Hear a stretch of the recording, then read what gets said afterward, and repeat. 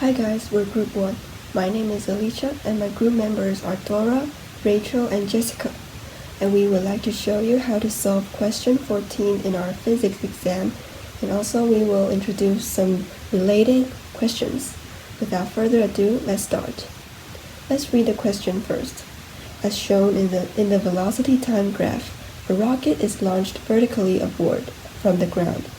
How long does it take for the rocket to fall back to the ground after reaching the highest point? Assume there is no air resistance, and the magnitude of acceleration during both ascent and descent is g. When it comes to this kind of question that asks you about the relation between velocity and time, the VT graph helps a lot. So let me explain more of it. First, when reading this kind of relationship diagram, the most important thing is to carefully read the horizontal axis and vertical axis. The horizontal axis represents time in seconds. The vertical axis represents velocity in seconds. Next, we can get into the graph itself. The rocket is launched vertically from the ground with the velocity at 0.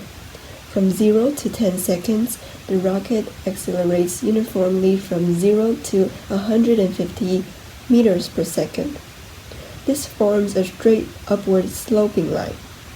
From 10 to 25 seconds, the rocket slows down uniformly from 150 meters per second to 0 meters per second, but still rising up, forming a straight downward sloping line.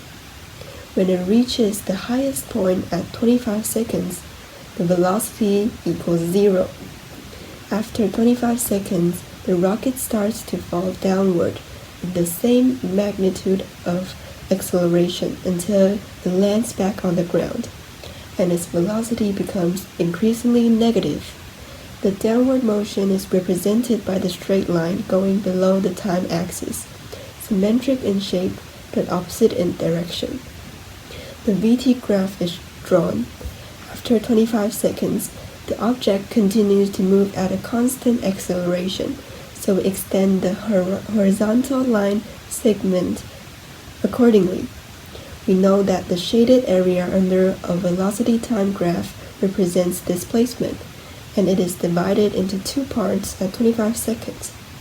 Since the object returns to its original position, the total displacement is 0, meaning the area before and after 25 seconds must be equal in magnitude but opposite in direction.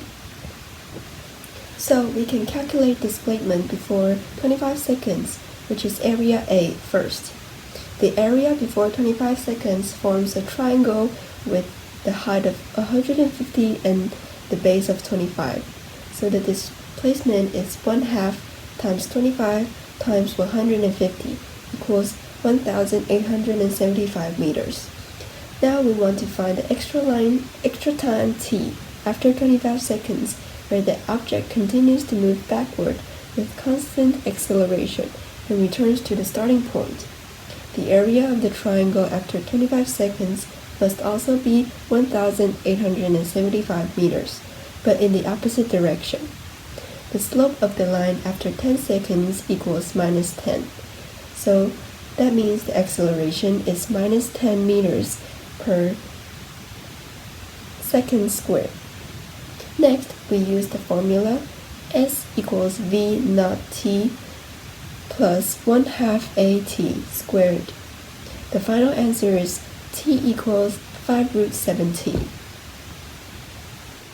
In question 14, it has assumed that there is no air resistance.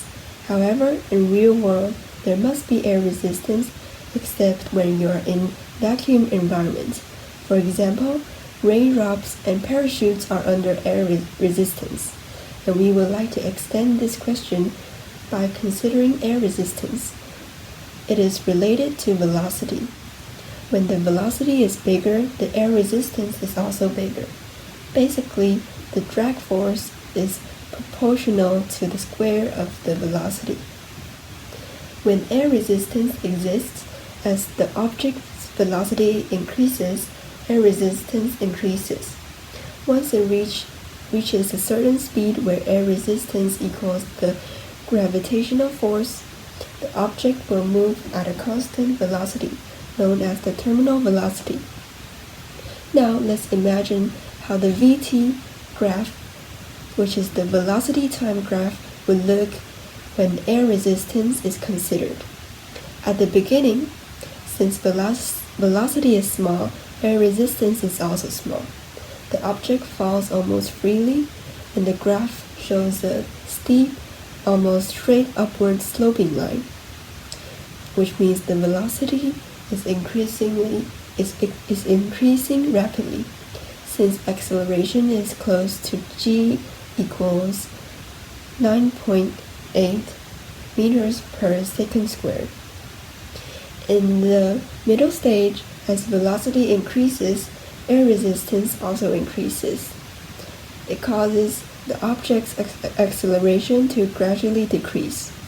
The graph starts to curve, bending gently, meaning that the acceleration is getting smaller. However, it is still more than zero, which means that the object will still fall acceleratedly.